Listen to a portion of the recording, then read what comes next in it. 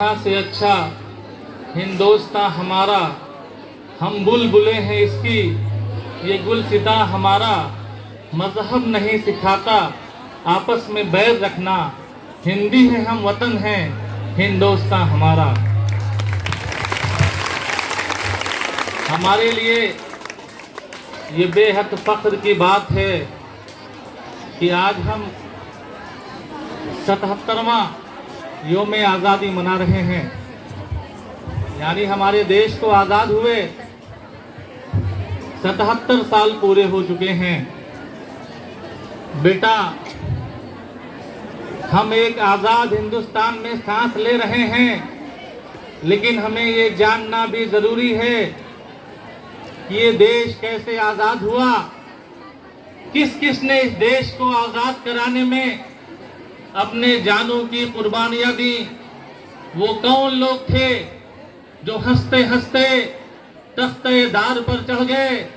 वो कौन लोग थे जिसने खुशी खुशी फांसी के फंदे को चूम लिया? वो कौन लोग थे जिन्होंने इस देश को आजाद कराने के लिए अपना घर बार सब छोड़ दिया और जिंदगी भर आजादी के मतवाले बनकर अंग्रेजों के खिलाफ जंग लड़ते रहे? बेटा, ये बेहद अफसोस की बात है हम सभी के लिए कि आज़ादी के 77 साल पूरे होने के बाद भी अगर हमसे पूछा जाए कि इस देश को आज़ाद कराने में किसने किसने योगदान दिया, वो कौन कौन लोग थे जिन्होंने इस देश को आज़ाद कराने के लिए अपना सब कुछ कुर्बान कर दिया, तो हम में बहुत कम ऐसे लोग होंगे जो कुछ लोगों के अलावा किसी का नाम जानते हों। बेटा, कुछ लोगों का नाम जो हम बचपन से पढ़ते आए, जो सफ़े अव्वल के रहनुमा थे, बस हम उन्हीं का नाम जानते हैं कि गांधी जी ने देश को आज़ाद करवाया, मौलाना अबुल कलाम ने इस देश को आज़ाद करवाया, भगत सिंह ने इस देश को आज़ाद करवाया। बिलाशुबहा वो लोग लीडर थे, सफ़े अव्वल के रहनुमा थे, उनकी अगुवाई में ये देश आज़ाद हुआ। लेकिन लाखों लोग थे जो उनकी एक आवाज़ पर आवाज को मिलाकर जिन्होंने अपना सब कुछ कुर्बान कर दिया। ये अब जानने की जरूरत है कि हमारे इलाके, हमारे जवार, हमारे डुमरियागंज के कितने लोग थे जिन्होंने आजादी की लड़ाई में हिस्सा लिया। अगर पूछा जाए तो शायद किसी का नाम हम लोग नहीं जानते। ये भी एक बहुत अफसोस की बात है। और हमारी जो खिलाड़ी अकीदत होगी अपने उस वीर सपूतों को, वो यही होगी कि हम उनके बताए हुए रास्ते पर चले। क्या बताओ? गांधी जी ने इस देश को आजाद कराने के लिए अपना सब कुछ कुर्बान कर दिया। गांधी जी जैसे तुम उनकी तस्वीर में देखते हो, वो ऐसे नहीं थे कि छोटे कम कपड़ों में और खड़ाऊ पहनकर उन्होंने पूरे देश का भ्रमण किया। वो एक पढ़े लिखे आदमी थे, बैरिस्टर थे। उन्होंने लंदन जाके पढ़ाई की थी, बैरिस्ट्री की डिग्री हासिल की थी, सूट बूट पहनने वाले आदमी थे। लेकिन जब उन्होंने देखा कि भारतीयों पे अंग्रेजों के जुल्म की इंतहा हो गई, भारतीयों को रेलगाड़ियों से निकाल दिया जाता था जिसमें अंग्रेज बैठे होते थे, कि इसमें भारतीयों की जरूरत नहीं है, तो गांधी जी ने इस देश को आजाद करने का जिम्मा उठाया और पूरे हिंदुस्तान को एक कड़ी में जोड़ा। चाहे वो सिख रहा हो, चाहे वो ईसाई रहा हो, चाहे वो हिंदू रहा हो, चाहे वो मुसलमान रहा हो, जब सब एक साथ आए और अपने कंधे से कंधा मिलाया तो अंग्रेजों को ये देश छोड़कर भाग जाने पे मजबूर होना पड़ा। बेटा, शहीद भगत सिंह का नाम हम लोग जानते होंगे, बहुत कम उम्र में उन्हें फांसी दी गई थी। राजगुरु का नाम जानते होंगे, बहुत कम उम्र में उन्हें फांसी दी गई थी। जब जज ने उन्हें फैसला सुनाया नौजवानी की उम्र में, जब हम आज जानते भी नहीं हैं कि आजादी की लड़ाई कैसे लड़ी गई थी, उस उम्र में 20-22 साल की उम्र में जब अंग्रेजों ने सुनाया ये फैसला कि तुम्हें फांसी की सजा दी जा रही है क्योंकि तुमने देश को आजाद कराने के लिए विद्रोह किया है, तो उन्होंने वंदे मातरम का नारा लगाते हुए उस फांसी के फंदे को चूम लिया और जामे शहादत ले लिया। बेटा, ये हमारी जिम्मेदारी है कि कम से कम हम उनके बारे में पढ़ें तो, कि उनका जीवन कैसा था, उन्होंने जिंदगी कैसे गुजारी, एक अच्छे समाज को कैसे बनाया, एक आजाद हिंदुस्तान में हमें सांस जो हम ले रहे हैं उस देश को उन्होंने आजाद कैसे करवाया। हमारी ये जिम्मेदारी है कि हम सभी के बारे में पढ़ें। आजादी की कई लड़ाइयां लड़ी गई जब ये देश गुलाम था, कई सौ सालों तक अंग्रेजों की यहाँ पे हुकूमत थी, तो कई लड़ाइयां हुई देश को आजाद कराने के लिए, लेकिन कामयाबी नहीं मिली। और कई लड़ाइयों के बाद जब सब इकट्ठा हो गए तो आखिरकार 15 अगस्त 1947 को हमारा देश आजाद हो गया। हमारे लिए ये बहुत ही फख्र की बात है कि हमारे घर, हमारे गांव बयारा काजी के दो नौजवान काजी मोहम्मद अदील अब्बासी और काजी जलील अब्बासी साहब भी एक बहुत बड़े मुजाहिद आजादी थे। काजी अदील अब्बासी साहब 22 साल की उम्र में 1920 में जेल गए थे और 13 महीनों तक उन्होंने कैद बाग मुशक्कत काटी थी। 22 साल की उम्र में नौजवान जानता ही नहीं है कि उसे करना क्या है। हम तो फिक्रमंद होके पढ़ाई भी नहीं करते। और 22 साल के उम्र में काजी अदील अब्बासी साहब जब बयारा छोड़कर गए, आजादी की लड़ाई में शामिल हुए, तो लाहौर में एक अखबार निकलता था जिसका नाम जमींदार था, उसमें चीफ एडिटर हुए। आप अंदाजा करिए कि 22 साल का लड़का और हिंदुस्तान के सबसे बड़े न्यूज़पेपर जमींदार का चीफ एडिटर होना। उस वक्त क्योंकि जो लोग अंग्रेजों के खिलाफ लिखते थे तो उन्हें अंग्रेज कैद कर लेते थे, तो एक रवाज था कि जो लोग एडिटर होते थे अखबार में उनका नाम नहीं छापा जाता था, किसी दूसरे का नाम छपता था कि अगर अंग्रेज गिरफ्तार करें तो कोई आम आदमी गिरफ्तार हो जाए, लेकिन जिसकी कलम में ताकत है वो लिखता रहे। काजी अदील अब्बासी साहब ने ये शर्त रखी कि अगर मैं एडिटोरियल लिखूंगा तो अपने नाम से लिखूंगा, क्योंकि मुझे अंग्रेजों का कोई डर नहीं है। मैं अंग्रेजों के खिलाफ लड़ूंगा और अपने देश को आजाद करवाऊंगा। उन्होंने बहुत दिनों तक, सालों तक अंग्रेजों के खिलाफ बड़े बड़े मुज़ामीन लिखे, जिससे नाराज होकर अंग्रेजों ने उन्हें गिरफ्तार किया और 13 महीने तक जेल में डाल दिया। उस जमाने की जेल का तस्वर भी बड़ा होलनाक था। काजी अदील अब्बासी साहब ने लिखा है कि एक मिट्टी का बर्तन मिला था, उसी में पानी में नमक डालकर सूखी रोटी से सुबह भी खाना खाते थे और उसी में नमक डालकर सूखी रोटी से शाम में भी खाना खाते थे। ऐसी जिंदगी थी जेल की। उनके छोटे भाई काजी जलील अब्बासी साहब 1942 में जेल गए थे आज़ादी के लिए, और लाहौर और वो जो है बनारस में बंद थे, कैद थे। तो बेटा, अपने जवार के भी बहुत से लोगों ने आज़ादी की लड़ाई में हिस्सा लिया है, तब जाके ये देश आज़ाद हुआ है। बड़ी बड़ी लड़ाइयाँ हुई, सालों की लड़ाइयाँ हुई, तुम्हें बार बार बताया भी गया। टीपू सुल्तान ने भी सबसे पहले अंग्रेजों के खिलाफ बड़ी लंबी लंबी लड़ाइयाँ लड़ी, और जब टीपू सुल्तान को कुछ उनके ऐसे लोग थे जिन्होंने उनके साथ धोखा किया, अंग्रेजों से मुखबरी कर दी, और जब उन्हें घेर लिया गया तो अंग्रेजों ने उन्हें पैगाम कहलवाया कि टीपू सुल्तान से कह दो कि वो अपने आप को हमारे हवाले कर दें, हम उन्हें एक सरकारी कैदी बनाएंगे, उन्हें रहने के लिए घर देंगे, सारी पेंशन देंगे, आराम से उनकी जिंदगी कट जाएगी। तो जो जुमला कहा था टीपू सुल्तान ने, वो जुमला मैं यहाँ दोहराना चाहता हूँ। टीपू सुल्तान ने कहा था कि जाके अंग्रेजों से कह दो कि मैं जंग लड़ूंगा, मैं हथियार नहीं डालूंगा, क्योंकि शेर की एक दिन की जिंदगी गीदड़ के 100 साल की जिंदगी से बेहतर है। बेटा, मैं चाहता हूं कि तुम यही पैगाम लेके जाओ यहाँ से। हमेशा हक बात करोगे, झूठी बात की तायीद कभी नहीं करोगे, चाहे जिंदगी में तुम्हें कितना ही नुकसान उठाना पड़े, लेकिन जब तुम सच बोलोगे, हक बोलोगे, तो कभी तुम बर्बाद नहीं हो सकते, तुम हमेशा कामयाब होगे। टीपू सुल्तान के इस वाक़े से तुम्हें सीखने की जरूरत है। उसके बाद 1857 में जब एक जंग हुई आज़ादी की, तो उसमें बहादुर शाह जफर जो मुगलों के आखिरी शासक थे, उन्हें अंग्रेजों ने कैद कर लिया और रंगून ले गए। रंगून में आज भी उनकी कब्र है। एक वाकया ये भी है कि बहादुर शाह जफर के 2 नौजवान बेटों को गिरफ्तार किया गया और उनके सर को काटा गया, और एक बहुत बड़े तश्तरी में उनके सर को रख के और उसके ऊपर से चादर डाल के नाश्ते के तौर पर बहादुर शाह जफर के सामने ले जाया गया और जब उस पर से पर्दा हटा तो देखा कि उनके 2 नौजवान बेटों का सर है।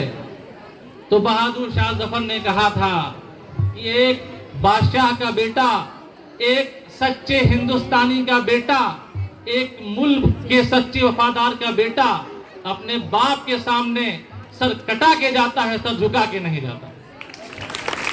बेटा, इससे भी हमें सीखने की जरूरत है कि कुछ भी हो जाए, हमारे साथ कितना भी जुल्म किया जाए, लेकिन हम जुल्म का और गलत का साथ कभी भी नहीं देंगे।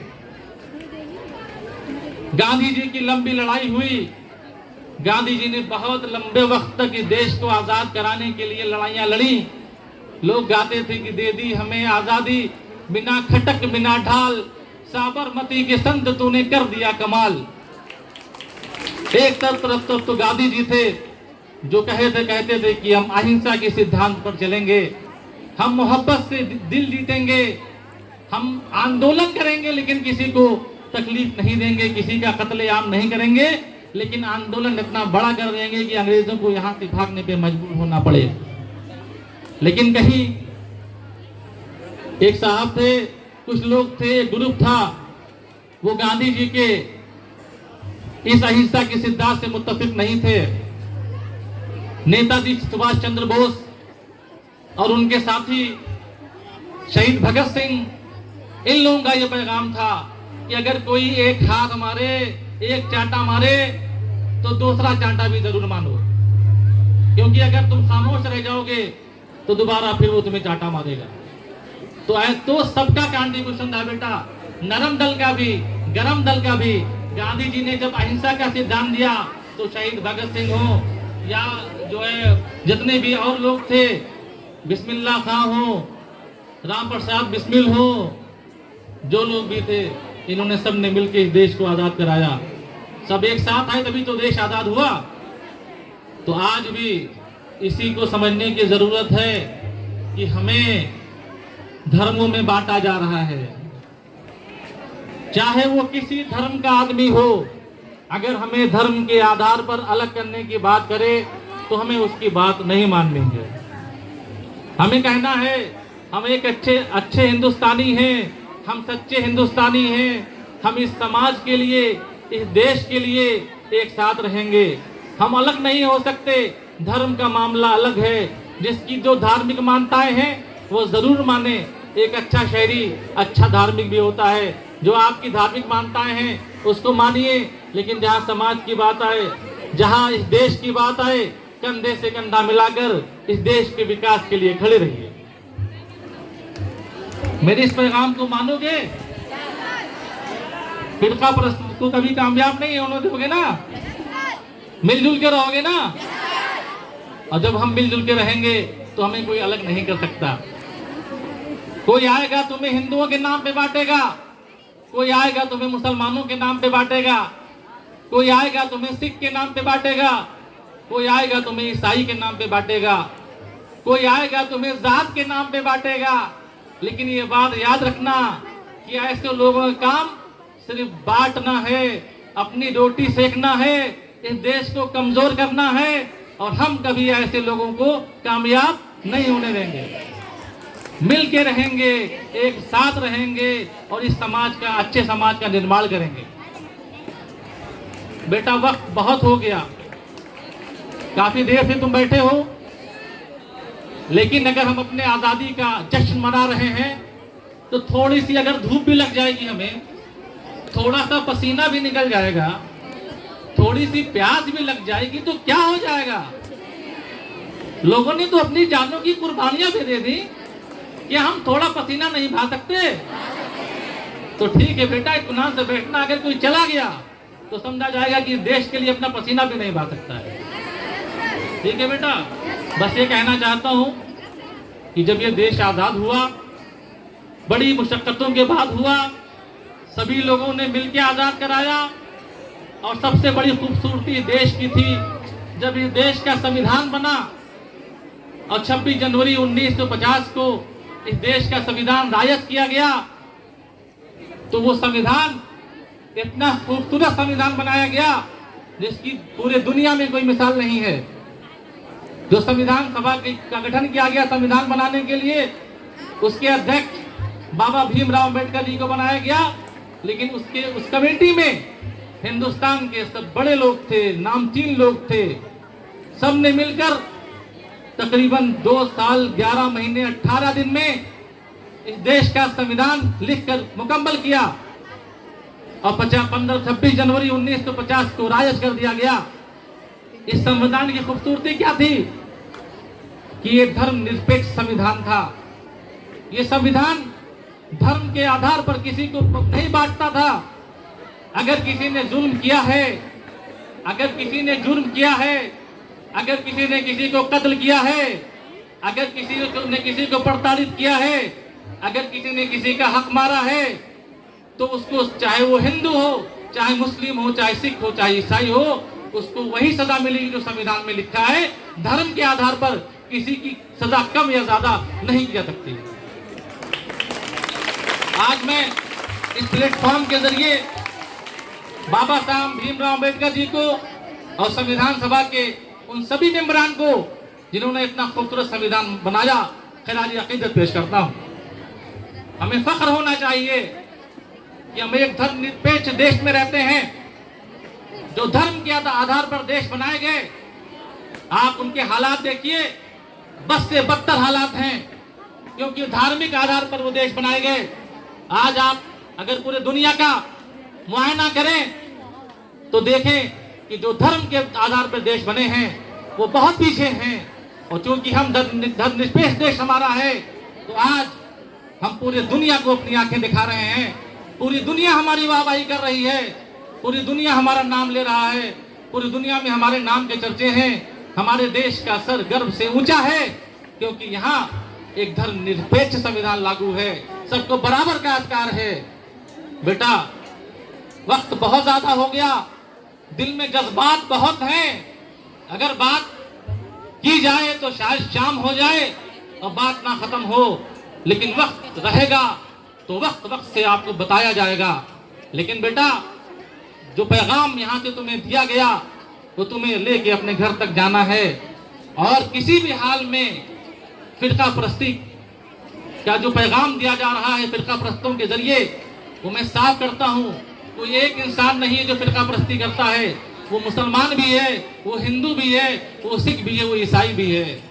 हर आदमी धर्म के और राजनीति के नाम पे अपनी रोटी सेकना चाहता है। कोई भी अगर धार्मिक बातें करे बेटा तो उन्हें मना कर दो, कह दो हम एक अच्छे देशभक्त हैं, हमसे इस समाज के निर्माण की, देश के निर्माण की बातें करो। बंटवारे की बातें हमें पसंद नहीं, और हम जब मिल के रहेंगे तभी हमारा देश तरक्की करेगा।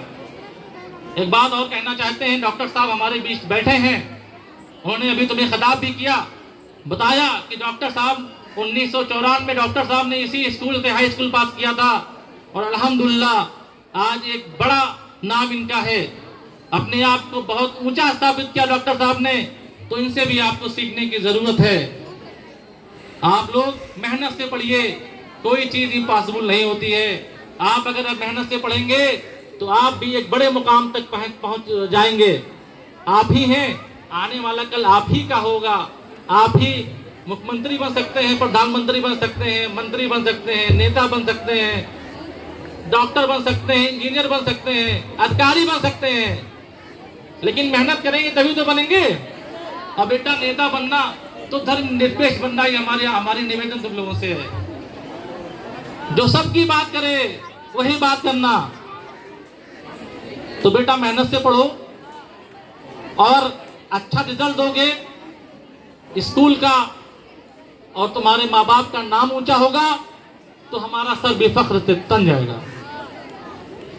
इसी बात के साथ, इस शेर के साथ मैं अपनी बात खत्म करता हूँ कि क्या लोग थे जो राहे वफा से गुजर गए, क्या लोग थे जो राहे वफा से गुजर गए, जी चाहता है नक्शे कदम चूमते चले। बहुत बहुत शुक्रिया।